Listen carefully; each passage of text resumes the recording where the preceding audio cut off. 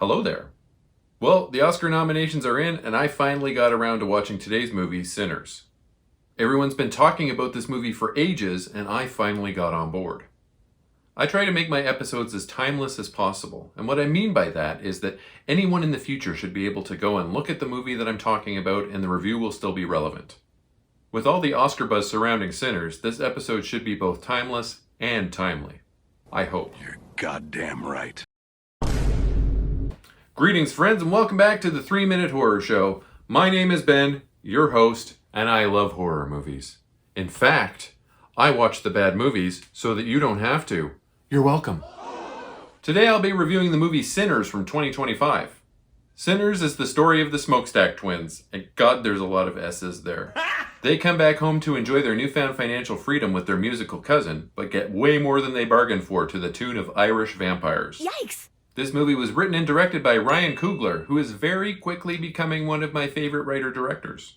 Sinners is streaming here in Canada on Crave, but you can also rent it on Apple TV, Plex, or Amazon Prime, and you should go ahead and rent it. It's really good, trust me. Preacher boy Sammy, named that as he's the son of a pastor, is a sharecropper by day, and he loves to play the blues on the weekend. He's growing up in the 1930s on the Mississippi Delta, and his father doesn't approve of his playing music for drunkards and philanderers to grind on each other to. His cousins, named Smoke and Stack, both played by the immensely talented Michael B. Jordan, arrive at his house to pick him up and take him to the city.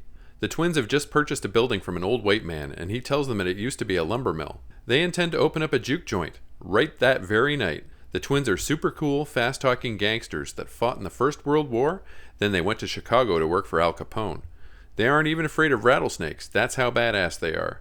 They already have the booze, but the cousins need a few more things to make their dream a reality, and to get it all done in time, they need to split up. Recently, at the time of recording this episode, both Jack White and Outkast were accepted into the Rock and Roll Hall of Fame. In both groups' speeches, they mentioned the phrase, "Great things begin in small rooms." I really feel that that phrase applies to the writer and director of this movie, Ryan Coogler. You see, Coogler had mainly made short films after graduating film school. His first full feature, named Fruitvale Station, premiered at the Sundance Film Festival in 2013 and won both the Grand Jury and the Audience Awards. This was a movie about a young black man named Oscar Grant who was shot and killed by the police at a train station in his hometown. Oscar Grant was portrayed by a largely unknown Michael B. Jordan, and that began a beautiful working relationship between Coogler and Jordan.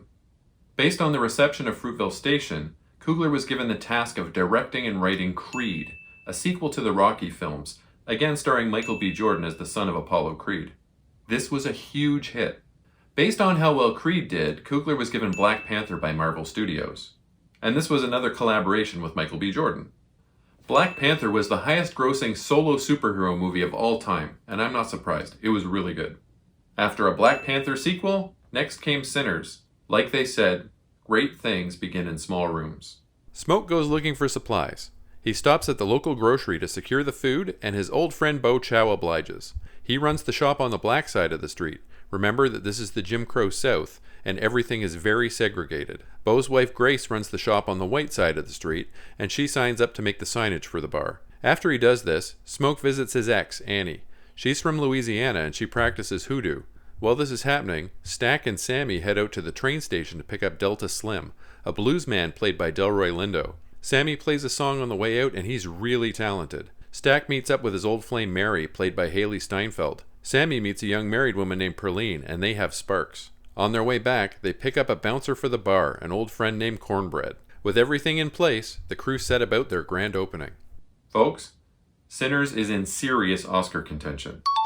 It's been nominated for 16 awards, including Best Picture, Bo! Best Leading Actor for Michael B. Jordan, Bo! Best Supporting Actor for Delroy Lindo, who played Delta Slim, Bo! Best Supporting Actress for Wunmi Musaku, and I hope I pronounced that properly, who played Annie, Bo! Best Director, Bo! Best Writing, Bo! Best Cinematography, Bo! Best Sound, Bo! and a bunch of Costume and Effects awards. Bo! Here's an interesting fact.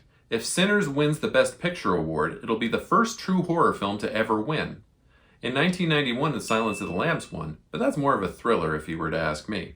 I hope I'm not giving away my rating with this, but I hope Sinners wins. What? The juke joint is open and things are hopping. Cornbread is running the door, Annie is frying up fish, and the local folk are drinking, enjoying the music, and playing dice in the back. Mary shows up, and so does Perline. Sammy sings this song, and oh my god, it's really good.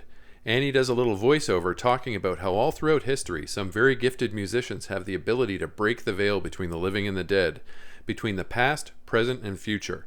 The music really comes to a forefront of the movie at this point in the story, and this sequence is breathtaking. Music and dance from different cultures and different time periods all converge into this building and metaphorically set the roof on fire. There is a big problem, though.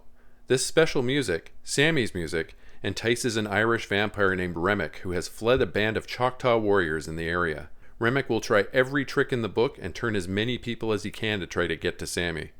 The movie changes gears here and things get wild. I watch a lot of movies. A lot of movies. And most of them are not great. Duh. I also have terrible ADHD. Sometimes it's really hard to keep my attention, especially if I'm watching something that isn't great. I end up doing a lot of rewinding. Let me tell you though, I was enraptured by this movie. It had my full attention from the beginning to the end, and it was pretty long. This movie is a big hit. The look, the music, the story, and the performances, all top notch. I have zero complaints. This movie was fantastic. I loved it, and I may even watch it again. I rate Sinners a 10 out of 10. As always, a link to my letterboxd appears in the video's description. Please leave me a like, comment, and subscribe, as it really does boost my engagement, helps my channel grow. Smell you later, nerds. Oh, we heard tale of a party. You wouldn't mind us coming in now, would you?